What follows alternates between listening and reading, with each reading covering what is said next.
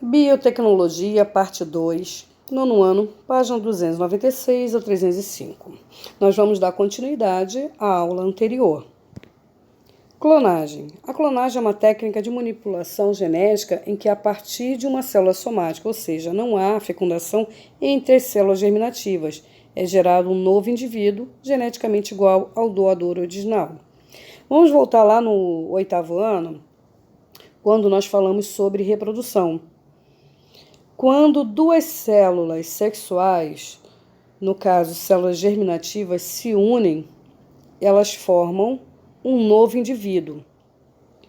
As células desse novo indivíduo são chamadas de células somáticas ou células corporais. Então, como no caso da clonagem, não existe a fecundação por célula germinativa, é como se tivesse sendo realizado a reprodução assexuada. Então, todos os organismos que realizam reprodução assexuada originam clones, já que nesse caso não ocorre a variabilidade genética e o ser formado é idêntico àquele que o originou. Quando novos vegetais são formados, a partir de rizomas, tubérculos, bulbos, estacas e folhas, também são gerados clones em virtude do processo de brotamento. É a mesma coisa que acontece na clonagem. O termo clone ele pode ser utilizado não apenas para nomear organismos geneticamente semelhantes a um original, mas também ele pode designar células e moléculas de DNA obtidas a partir de uma amostra original. Um grande marco dessa técnica foi a clonagem da ovelha Dolly. Tal informação ela foi divulgada em 1997 e representou o primeiro caso de clonagem de um mamífero a partir de uma célula adulta. Então, a célula adulta ela é chamada de célula já diferenciada. Inicialmente, os pesquisadores cultivaram células das glândulas mamárias já adultas de ovelhas da raça Finn Dorset e removeram o núcleo de ovócito de animais da raça Scottish Blackface. Ao realizar a fusão das células adultas com a germinativa, sem o núcleo, o ovócito, foram gerados mais de 200 embriões que foram transferidos para mães de aluguel. A Dolly, ela nasceu de uma dessas mães e era um clone da ovelha da raça Finn Dorset, que doou a célula adulta contendo material genético. A Dolly ela foi sacrificada aos 6 anos e 7 meses, depois de apresentar sintomas de uma doença pulmonar, que é comum nas ovelhas mais velhas. Então, ela, aos 6 anos e 7 meses, ela tinha o corpo, os órgãos, todos de uma pessoa, de uma ovelha já idosa. A clonagem, como da ovelha, é chamada de reprodutora. Na espécie humana, a clonagem reprodutora é teoricamente impossível e esbarra em questões éticas e religiosas. Células-tronco. As células-troncos ou células-fontes são chamadas dessa forma por não terem ainda sofrido diferenciação. Por essa razão, elas podem originar outros tipos celulares, o que faz com que sejam importantes na regeneração de tecidos e reposição de composição celular. Dependendo da sua capacidade de diferenciação, são classificadas em células-troncos embrionárias, que são formadas em fase primitiva do desenvolvimento embrionário e com alta possibilidade de diferenciação.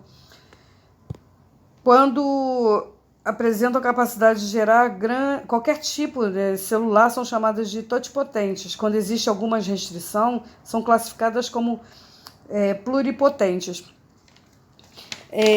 Também tem a célula-tronco adulto, que são mais limitadas para diferenciação, encontradas em regiões específicas do corpo, como na medula óssea vermelha. Ou seja, são formadas de multipotentes, porque originam poucos outros tipos celulares. Atualmente existem estudos com terapias que utilizam célula-tronco como o tratamento de diferentes doenças. Tais técnicas de engenharia genética têm se tornado cada vez mais difundidas mundo afora. Doenças como o mal de Parkinson vêm sendo tratados dessa forma. O cordão umbilical e a placenta dos recém-nascidos são fontes de células-troncos embrionárias. Por isso, em muitas maternidades existem bancos de células-troncos, onde elas ficam armazenadas e podem vir a serem utilizadas em tratamento de doenças que o indivíduo possa vir a apresentar no longo de sua vida. O projeto Genoma, o genoma, é formado pelo conjunto de genes. O material genético de um organismo, atualmente, são conhecidas diferentes técnicas que permitem que a sequência de bases do DNA de um organismo seja decifrada.